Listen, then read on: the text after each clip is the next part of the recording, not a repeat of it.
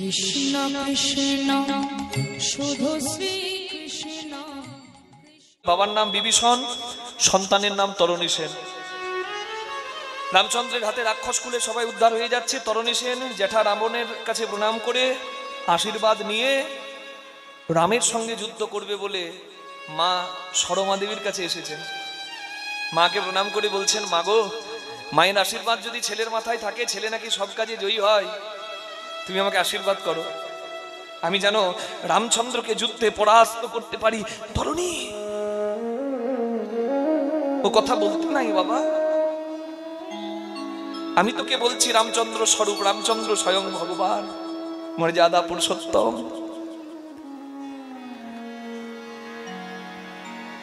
তুই যখন মনে মনে ঠিক করে নিয়েছিস যে তুই যুদ্ধ করতে যাবি, আমি তোর পথের কাঁটা হব না, তোর পথের বাধা হব না। তবে তুই যেখানে যাচ্ছিস সেইখানে যাওয়াটা তোর ধন্য হবে। আয়, আমি তোকে নিজের হাতে আজকে শেষবারের মতো একবার সাজাই। মা ভালো করেই জানতো যে ছেলে যদি যুদ্ধ করতে যায় আর ঘরে ফিরবে না। তবে কি তার মাতৃত্ব, কি মহিয়সী নারী, সন্তানকে কোলে বসিয়ে সারা গায়ে রাম রাম রাম রাম রাম রাম নাম লিখে দিয়েছে। সারা গায়ে রাম নাম লিখে মাথায় আশীর্বাদ করে বলছে, যা বাবা, আমি যে সাজে তোকে সাজিয়ে দিয়েছি, সংসারে এই সাজের থেকে উত্তম সাজ আর কিছু নাই। আপনারা অনেকে লজ্জা পান মালা তিলক নিতে, আমি কষ্ট দেব দুঃখ দেব এমন কোনো কথা বলবো না। তবে শুধু এইটুকু জানিয়ে রাখি, আগেকার দিনে বিষ্ণুপ্রিয়া দেবী চুলে খোপা করতেন, চরণে আলতা পরতেন গৌরাঙ্গ মহাপ্রভু মানে স্বামীর ভালো লাগবে বলে। মা সতী ফুলের মালা দিয়ে শিবকে পরাতেন, খোপা চুল বাঁধতেন, আলতা পরতেন, সেটি কিন্তু শিবের আনন্দের জন্য, স্বামী সেবার জন্য। তাহলে স্বামী সেবার জন্য নারী শৃঙ্গার করে, সাজে।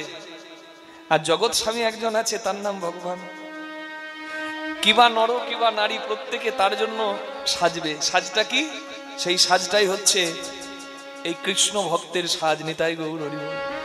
যদি আমার ভগবানকে খুশি করতে হয়, কৃষ্ণ ভক্তের সাজে সাজুন। রাধে। সারা গায়ে রাম নাম লেখা, এসে দাঁড়িয়েছে সম্মুখ সমরে মর্যাদা পুরুষোত্তম শ্রীরামচন্দ্রের সামনে। রামচন্দ্র তরণী সেনকে দেখে বিভীষণকেই প্রশ্ন করছে, বিভীষণ, আহ কি সুন্দর একটা শিশু এসেছে আমার সঙ্গে, হ্যাঁ আমার সঙ্গে যুদ্ধ করবে বলে, কিন্তু আমার ওর সঙ্গে যুদ্ধ করার একটু ইচ্ছা নাই। আমার দেখে মনে হচ্ছে ও নিশ্চয়ই আমার কোনো ভক্তের সন্তান, তুমি দেখো তো ওকে দেখে চিনতে পারো কিনা। বিভীষণ ভালো করেই জানতেন যে এসেছে সে তার নিজ পুত্র। কিন্তু কেমন বিভীষণের চরিত্র দেখুন। আজকালকার বাবারা শাক দিয়ে ছেলের মাছ ঢাকার মতো দোষ ঢাকে, কিন্তু তথাপি বিভীষণ নিজের সন্তানের থেকে নিজের কর্তব্য, নিজের ধর্মকে অনেক উচ্চ স্থানে রাখলেন। তথাপি বিভীষণকে আমরা বলি ঘরশত্রু বিভীষণ। বিভীষণ হচ্ছে বন্দনীয়।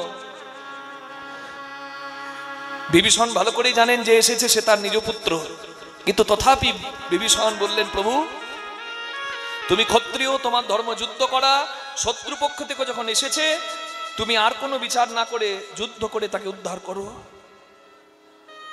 রামচন্দ্র যুদ্ধ করলেন, প্রবল পরাক্রমী তরণী সেন, কিন্তু মর্যাদা পুরুষোত্তম শ্রীরামচন্দ্রের থেকে শ্রেয় নয়। রামচন্দ্র ব্রহ্মাস্ত্র নিক্ষেপ করলেন তরণী সেনের দিকে, আর ওই ব্রহ্মাস্ত্র এসে শিশু তরণী সেনের মস্তক ছেদন করে দিল। বাবা দাঁড়িয়ে দাঁড়িয়ে দেখলো সন্তানের মৃত্যু।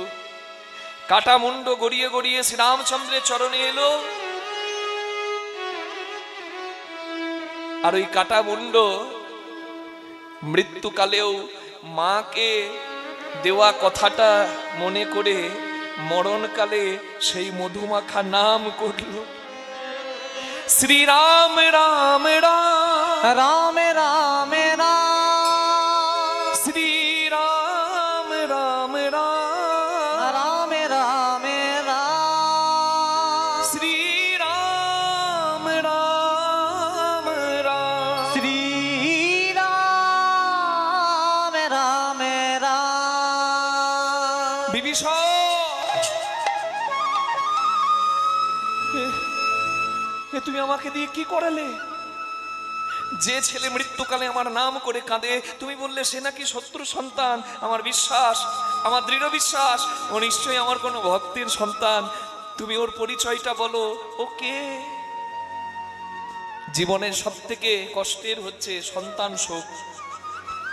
শিবাসঙ্গনে হরিনাম আজও ধ্বনি হয়, ধ্বনিত হয়। এমনি এমনি সন্তানের মৃত্যু দেখেও হরিনাম বন্ধ করতে শ্রীবাস ঠাকুর দেয়নি।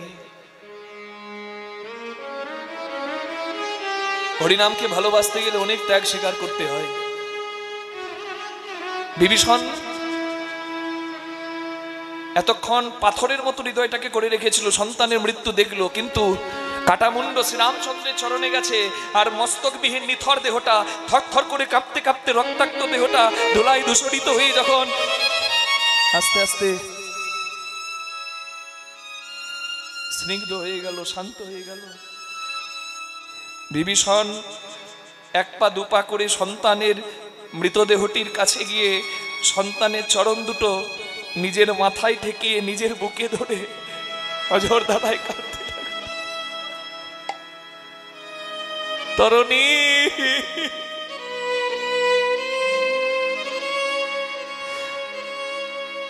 আমি জানি না বাবা আমি কোন শুভক্ষণে তোর নাম রেখেছিলাম তরুণী।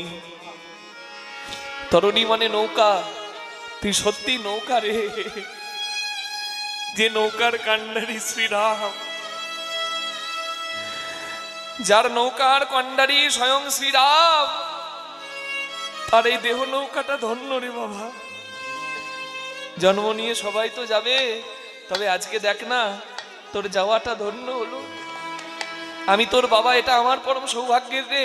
আজকে আমি বাবা হয়ে তোর পা দুটো ধরে তোকে বলি বাবা, যে তরণীর কান্ডারি স্বয়ং শ্রীরাম, তোর সেই ভবপারের তরিতে, এই তোর নৌকাতে তোর এই হতভাগা পিতাকেও একটু জায়গা দিস রে তরুণী রে।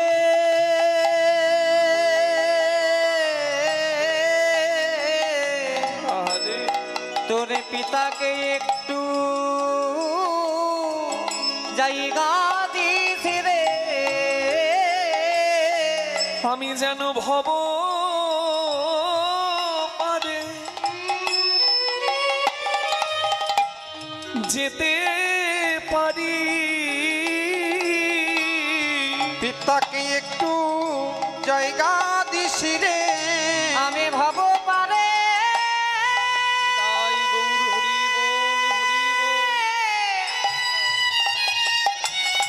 ভাব পারে আমি যেন যেতে পারি। তোর পিতাকে একটু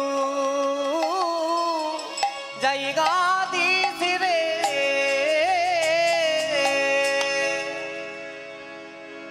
বাবা হয়ে সন্তানকে প্রণাম করলো কেন? ভক্তির জগতে, নামের জগতে সন্তান এগিয়ে গেছে। পিতা পুত্রের চরণ ধরে নামের জগতে, ভক্তির জগতে, অন্য কোথাও হবে না বাবা। চৈতন্য মহাপ্রভু ওই জন্য তো নামমুখী করলেন, বললেন এখানে এই তুচ্ছ ভেদাভেদ, কে ধনী কে দরিদ্র, কে ব্রাহ্মণ কে শূদ্র, আর কে মূর্খ আর কে পণ্ডিত, এইসব ভেদাভেদ ভুলে তোমাদের সর্বশ্রেষ্ঠ পরিচয় তোমরা কৃষ্ণদাস, এই পরিচয়টা মনে করে তোমরা এক জায়গায় এসো। তাই তো হরিনামের খেলা খেলছেন চৈতন্য মহাপ্রভু। খেলাটা একটু আলাদা। কি খেলা বলুন তো? সুরধ্বনির তীরে দাঁড়িয়ে চৈতন্য মহাপ্রভু দেখছেন পূর্বের সূর্য পশ্চিম আকাশে অস্ত যাচ্ছে। হরি বল। দিন শেষ, বয়স কারোর বাড়ে না বাবা, দিনের দিন বয়স কিন্তু কমে কমে আসছে। যার যতটুকু ছিল খাতায় একটা করে দিন মুছে যাচ্ছে, যেতে হবে সবাইকে। তাই সূর্যের অস্ত যাওয়া দেখে মানুষের জীবনের রবি, আয়ু রবি অস্ত যাওয়াকে তুলনা করে চৈতন্য মহাপ্রভু সকলকে শিক্ষা দিচ্ছেন। ওগো ভক্তবৃন্দ, তোমরা তাকিয়ে দেখো, সূর্য যেমন অস্ত যাচ্ছে, তোমাদেরকেও মৃত্যুর কোলে ঢলে পড়তে হবে। সূর্য যেমন পশ্চিম আকাশে ঢলে পড়ে, তোমরাও ঢলে পড়বে। তাই যদি সব প্রশ্নের উত্তরটা না ঠিকঠাক দিতে পারো, তাহলে উত্তর গোষ্ঠ তোমার সফল হবে না। নিতাই গৌর হরি বল। সব প্রশ্নের উত্তর যেখানে, সে তারই নাম হচ্ছে উত্তর গোষ্ঠ। হরি বল। আজকের কীর্তনটা একটা ছোট্ট বাচ্চাও শুনবে, আমার বৃদ্ধ বাবাও শুনবে, কারণ এটা সবারই গান।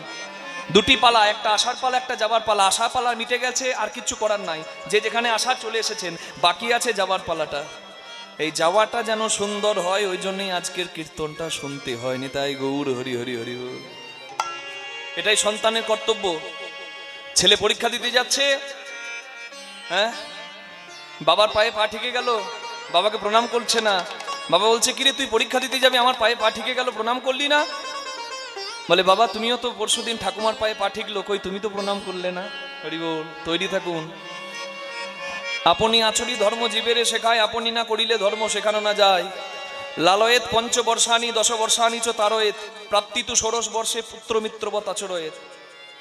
5 বছর পর্যন্ত সন্তানকে গায়ে হাত দেবেন না, ওটা তার ভালোবাসার সময়, ওই সময়টা তার কাছ থেকে কেড়ে নেবেন না, ওই সময়টা ভালোবাসা দেবার সময়। মস্তিষ্কের বিকাশ হবে ওই সময়টায়, শাসন করবেন না, ভালোবেসে বলবেন। তারপরে 5 থেকে 15 সেই সময়টা হচ্ছে শাসনের সময়, তার শাসনে রাখা। প্রাপ্তি তো 16 বর্ষে, যখন 16 বছর বয়স হয়ে গেল, আর কিন্তু হাত তুললে হবে না, শাসন করলে হবে না। তারপরে পুত্র মিত্রবৎ আচরয়েত, সন্তানের সঙ্গে বন্ধুত্বের সম্পর্ক করতে হবে। তার মানে এটা নয় সন্তানের সঙ্গে বিড়ি ফুঁকতে হবে ঝোপের ধারে। এখন তো যা বলবো বাবা সব ভুল মতলব বের করে নেবে, বলতেই খুব সাবধানে হয়। সন্তান যদি কোনো বিপদে পড়ে, ছেলে যেন নির্দ্বিধায় এসে আগে আপনাকে জানাতে পারে, তাই সন্তানের সঙ্গে সেই সম্পর্কটা রাখতে হবে। একটা প্রণাম, এত বড় ক্ষমতা, সংসারে ছোটরা বড়দেরকে প্রণাম করবে, এই অভ্যাসটা যদি প্রত্যেকটা সংসারে থাকে, সংসারের এত ঝামেলা, এত দ্বন্দ্ব একটা প্রণামে ঘুচে যেতে পারে। নিতাই গৌর হরি হরি বল। এমনি এমনি প্রণামের এত ক্ষমতা। চৈতন্য মহাপ্রভু মাকে প্রণাম করে যেতেন, আর ফিরে এসে মাকে প্রণাম করতেন। তাই আজকেও ফিরে এসে মাকে প্রণাম করে বলছেন, এই আশীর্বাদ তুমি আমাকে করো। সচিমা আশীর্বাদ করার জন্য যেই না চোখ খুলেছে, আর অমনি দেখছে সর্বনাশ। যেই না সচিমা আশীর্বাদ করবে বলে চোখ খুলেছে, চৈতন্য মহাপ্রভু চলে গেলে, নিমাই চলে গেলে, সচিমা চোখ বন্ধ করে দিত। নিমাই এসে মা বলে ডাকলে চোখ খুলতো। হ্যাঁ, আজকে নিমাইকে দেখবো বলে যেই না চোখ খুলেছে, আশীর্বাদ করতে গেছে, দেখে নিমাইয়ের সারা গায়ে ধুলো মাখা। মা কি দেখতে পারে গো যে নিমাইয়ের অঙ্গে তুলসী চন্দন দিতে মায়ের হাতটা কাঁপে, এত কোমল অঙ্গ, সেই নিমাইয়ের সারা অঙ্গে ধুলো মাখা। সচিমা চিৎকার করে বলছে, নিমাই, ও বাপ নিমাই, নরহরি, অবিরাম, গৌরী দাস, বাবা তোরা কে আমার এমন করে নিমাইকে ধুলো মাখালি রে? আমার নিমাইয়ের রঙে তুলসী চন্দন দিতে আমার হাত কাঁপে, আর তোরা ধুলো মাখিয়ে এনেছিস। এই জন্য তোদের সঙ্গে আমি হরিনাম করতে আমার নিমাইকে পাঠাই। নরহরি এসে বলে, মা তুমি ভাবলে কি করে তোমার নিমাইয়ের গায়ে আমরা ধুলো দেব? তোমার নিমাইয়ের অঙ্গ যে সাধনার অঙ্গ, ভজনের অঙ্গ। তোমার নিমাই আমাদের ভগবান, আমরা তার দাস।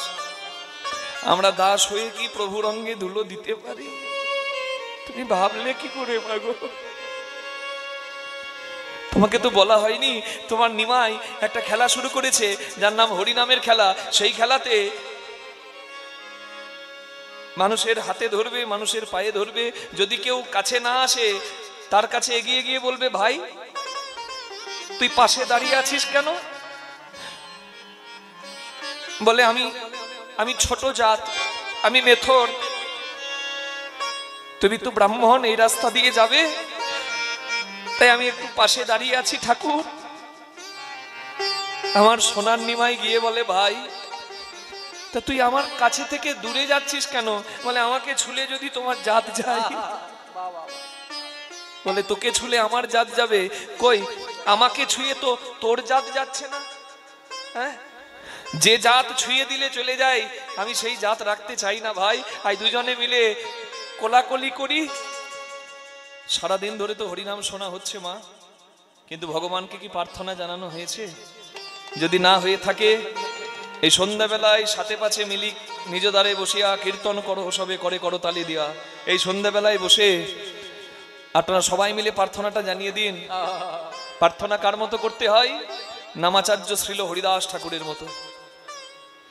জন্ম নিয়ে যার 3 কুল গেল, মাতৃকুল, পিতৃকুল, এমনকি জাতিকুল, যার কোনো কুল নাই। সেই অকুলের কুল যাকে কোল দিল। প্রতিদিন 3 লক্ষ নাম সংখ্যা জপ করে হরিদাস ঠাকুর পুরীধামে অতি জরাজীর্ণ দেহে জীবনের শেষ দিনগুলোতে হরিনাম করছে, আর জগন্নাথের বিন্দু বিন্দু প্রসাদ পাচ্ছে। গোবিন্দ নামে এক ভক্ত এসে জগন্নাথের প্রসাদ দেয়, আর 3 লক্ষ নাম সংখ্যা জপ করার পর জগন্নাথের প্রসাদ হরিদাস ঠাকুর পায়। কি ভজনশীল দেহ, অন্য কুলে প্রতিপালিত হয়েছে, কিন্তু আপামর সনাতনী তার চরণ বন্দনা করে নামাচার্য ছিল হরিদাস ঠাকুর। সেই হরিদাস ঠাকুর একদিন জগন্নাথের প্রসাদ নিলেন না।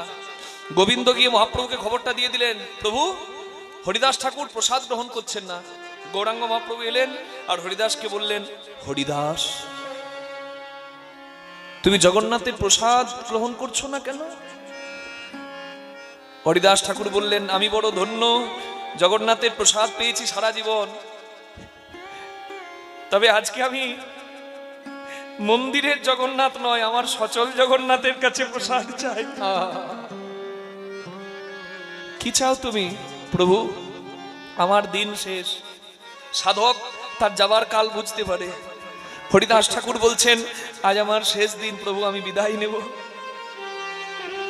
তবে সারা জীবন তোমার কাছে কিছু চাইনি, আজ যদি কিছু চাই তুমি কথা দাও, ফিরিয়ে দেবে। চৈতন্য মহাপ্রভু বললেন, বলো হরিদাস তোমার কি চাই? বলে, যখন আমার দেহ থেকে প্রাণ বেরিয়ে যাবে, আমার বদনে যেন কৃষ্ণ নাম থাকে, গৌরাঙ্গের নাম থাকে, নয়নে হেরিব তোমার ওই রূপ মাধুরী, আমার কান যেন হরিনামের ধ্বনি পায়, মুখ যেন হরিনাম করতে পারে, চোখ যেন তোমার বদন দর্শন করে, আর যাবার কালে তোমার যুগল চরণে যেন আমার পদ্ম মাঝে আমি ধরতে পারি।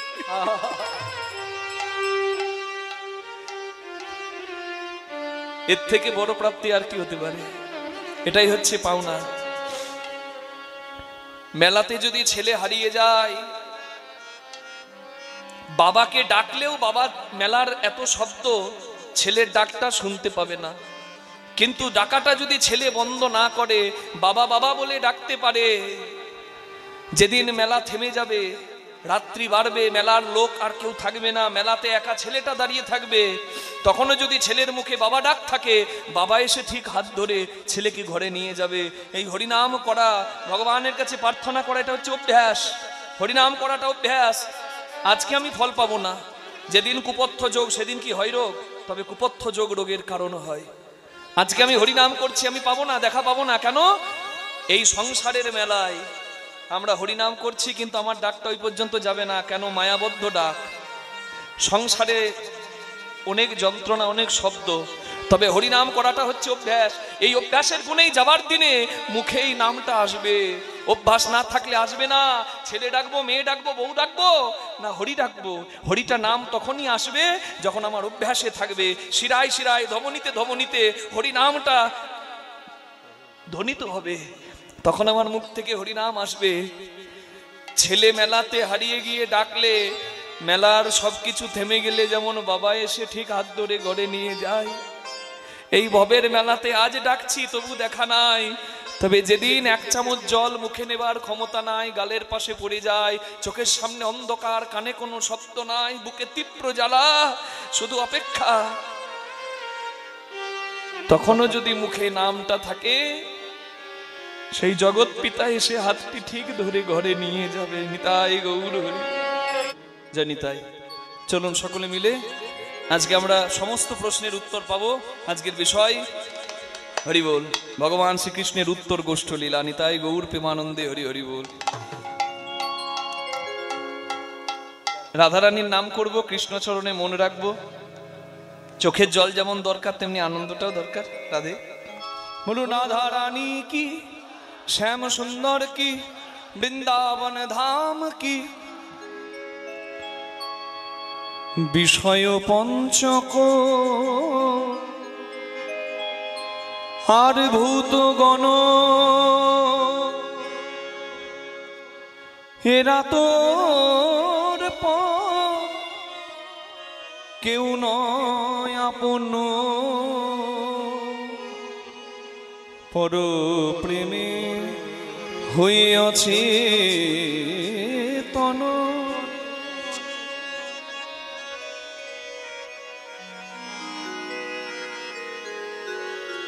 ভুলিস কেন আপন জনে, মন চলো নিজনিকে তনে, মন চলো নিজনিকে তনে। মনরূপী ধেনু বড় চঞ্চল। ভগবান নবলক্ষ ধেনু চারণ করেন। নবলক্ষ মানে কি? নবলক্ষ, একটা হয় লক্ষ্য, একটা হয় লক্ষ্য। লক্ষ্য মানে লাখ, লক্ষ্য মানে উদ্দেশ্য। হরি বল। তাহলে নবলক্ষ মানে আমাদের এই যে মনরূপী ধেনু, নটা দিকে যার লক্ষ্য। দেখুন, নটা রন্ধ্র আছে, দুটি কর্ণ, দুটি নাসারন্ধ্র, দুটি চক্ষুরন্ধ্র, একটি মুখগহ্বর, একটি পায়ু, একটি উপস্থ। বড় বড় নটি রন্ধ্র। মানে আমাদের এই মনরূপী ধেনু এই নটি দ্বারে পাগল বাবা। কেউ কোনো কিছু দেখে ভুলে যায়, কেউ কোনো কিছু শুনে ভুলে যায়, কেউ কোনো কিছু পেয়ে ভুলে যায়, কেউ কোনো কিছু অনুভব করে ভুলে যায়। আমাদের এই যে মন যে চঞ্চল, এই নটা দ্বারেই চঞ্চল হয়ে থাকে। এই মনরূপী ধেনুকে কেউ যদি সংযত করতে পারে এবং সংযম যদি কারোর মধ্যে আসে এবং সে যদি এই মনরূপী ধেনুকে তার চরণে দিতে পারে, তারই হয় ধেনুচারণ সার্থক। নিতাই গৌর হরি বল। তাহলে মনরূপী ধেনু বড় চঞ্চল। গীতার একটা শ্লোকে অর্জুন ভগবানকে জিজ্ঞাসা করছেন, আমার মন চঞ্চল, আমি কি করব? ভগবান বললেন, অর্জুন শোনো, দুটি কাজ করো। কি কাজ? চঞ্চলং হি মন কৃষ্ণ প্রমাথি বলবদ্রীরং তস্মাহং নিগ্রহং মন্যে বায়ুরিব সুদুষ্করম। আমার মন চঞ্চল, আমি কি করব? তখন ভগবান উত্তর দিলেন, অসংশয় মহাবাহু মনো দুর্নিগ্রহম চলম অভ্যাসনত কন্তেও বৈরাগ্য না চ গৃহতে। দুটি কাজ করলে তবে মনকে স্থির করা যায়। আর মন যদি কারো স্থির না হয়, তার কোনো কাজ হবে না, কোনো সাধনায় সিদ্ধি হবে না। হরি বল। এটাই গৌর প্রেমানন্দে হরি বল। হরি হরি হরি বল, হরি বল, হরি বল। তাহলে মনকে স্থির করার দুটি উপায়। একটা হচ্ছে অভ্যাস। এই যে অভ্যাস করছেন বাবা, আজকে যা পাচ্ছেন, কি পাচ্ছেন? কৃষ্ণ প্রসাদ পাচ্ছেন, তাই তো? এই মাসটা কি মাস? অগ্রহায়ণ মাস। কার্তিক মাসে দামোদর মাস, অন্যতম ভগবানের প্রিয় মাস। সেই মাসটিতে আপনারা ভগবানের সেবা পূজা করেছেন। প্রাতঃ জাগরণম, হরিশরণম, স্নানম, তুলসী সেবনম, দীপ দানম, ব্রতোজ্জাপনম। এই হচ্ছে 5টি কর্ম দামোদর মাসে আপনারা করেছেন। এই অগ্রহায়ণ মাসটার মাহাত্ম্য কি জানেন? অগ্রহায়ণ মাস মানে অগ্রে আসে বলে অগ্রহায়ণ নাম। এখনকার বছর শুরু হয় বৈশাখ থেকে, কিন্তু অগ্রহায়ণ মাস থেকে বছর শুরু হতো। অগ্রহায়ণ, অগ্রে আসে বলে অগ্রহায়ণ তার নাম। এই অগ্রহায়ণ মাসে আমরা যে একাদশীটা এখন পাবো সামনে, একাদশী কেউ করেন? হাত তুলুন তো একটু। বাহ, সবাই করেন, খুব ভালো। কৃষ্ণ প্রসাদ গ্রহণ করছেন আপনারা, একাদশী করছেন আপনারা। এর থেকে উত্তম পন্থার কি হতে পারে? ধন্য আপনারা। আমার এখানে আসাটাও ধন্য। এই আমরা উত্থান একাদশী পার করলাম, আবার আসছে সামনে উৎপন্না একাদশী। উৎপন্না মানে কি? একাদশীর জন্ম হয়েছিল এই উৎপন্না একাদশী থেকে। একাদশী যে পালন করেন, আমরা শয়ন উত্থান, পাশমোড়া, এই 4টে খুব মানি। শয়ন উত্থান, পার্শ্ব ভৈমী, কিন্তু উৎপন্না একাদশীতেই হয়েছিল একাদশীর জন্ম। আর এই উৎপন্না একাদশীটা পড়ছে কোন মাসে? অগ্রহায়ণ। এই জন্য বুঝতে পারছেন, অগ্রহায়ণ মাস অগ্রে আসতো, ওই জন্য অগ্রহায়ণ, অগ্রে আসে বলে অগ্রহায়ণ নাম। এই উৎপন্না একাদশী ভগবান তিনি দেবতাদেরকে বাঁচাবার জন্য মূর নামে দৈত্যর সঙ্গে যুদ্ধ করেছিলেন। মূর নামে দৈত্য দেবতাদেরকে তাড়িয়ে স্বর্গরাজ্য থেকে বিতাড়িত করে তারা স্বর্গরাজ্য দখল করেছিলেন। মূর দৈত্য এত শক্তিশালী ছিলেন। সেই মূর নামে দৈত্য প্রতি ভয়ে ভীত হয়ে শিবের কাছে এসে দেবতারা জানায় যে প্রভু রক্ষা করুন। শিব বলে, আমার ক্ষমতা নেই, এই ডিপার্টমেন্ট ভাগ আছে, যার ডিপার্টমেন্ট তাকে বলো। গিয়ে বললেন শ্রী বিষ্ণুর কাছে, ভগবান গোলক বিহারী হরি মূর নামে দৈত্যের সঙ্গে যুদ্ধ করলেন, বহু বছর যুদ্ধ করলেন। ভগবান তিনি বিশ্রাম চাইলেন। এই বিশ্রাম চাওয়াটাও ভগবানের একটা ইচ্ছা, কারণ ভগবান কোনো উদ্দেশ্য ছাড়া কোনো কাজ করেন না। ভগবান শুয়ে আছেন কোথায়? একটা গুহার মধ্যে। মূর দৈত্য সেই ফাঁকে এসেছে ভগবানকে শেষ করবে বলে, কিন্তু ভগবানের ইচ্ছাতে অসাধ্য সাধন হয়। মূর্খ মূর দৈত্য এটুকু জানে না। যার শক্তিতে শক্তিমান তার কাছে এসেছে শক্তি দেখাতে। আর ভগবান শয়নে থাকলে কি হবে, তার ভেতর থেকে একটা জ্যোতি বের হলো, আর সেই জ্যোতির সেই অগ্নিস্পৃহা ওই মূর দৈত্যকে পুড়িয়ে শেষ করে দিল। সেই জ্যোতির্ময়ী, একটা অপূর্ব জ্যোতির্ময়ী ভগবানের কাছে দাঁড়িয়ে আছে, ভগবানের কাছে হাত জোড় করে দাঁড়িয়ে আছে। ভগবান বললেন, কে তুমি? বলে, তোমার থেকে আমার জন্ম হয়েছে, তাই আমার নাম হচ্ছে উৎপন্না। প্রভু, তুমি আমাকে আশ্রয় দাও, তুমি কোথায় থাকতে চাও? জগতে ভক্তরা উপবাসী হয়ে যখন তোমার ভজনা করবে, শুদ্ধ সদাচারী হয়ে যখন তোমার উপাসনা করবে, হরি স্মরণ করবে, হরি রূপে বসে, আমি সেইখানে থাকতে চাই। উৎপন্নাকে বললেন, বেশ, তুমি উৎপন্না, তুমি একাদশীতে বাস করবে। নিতাই গৌর প্রেমানন্দে হরি হরি হরি।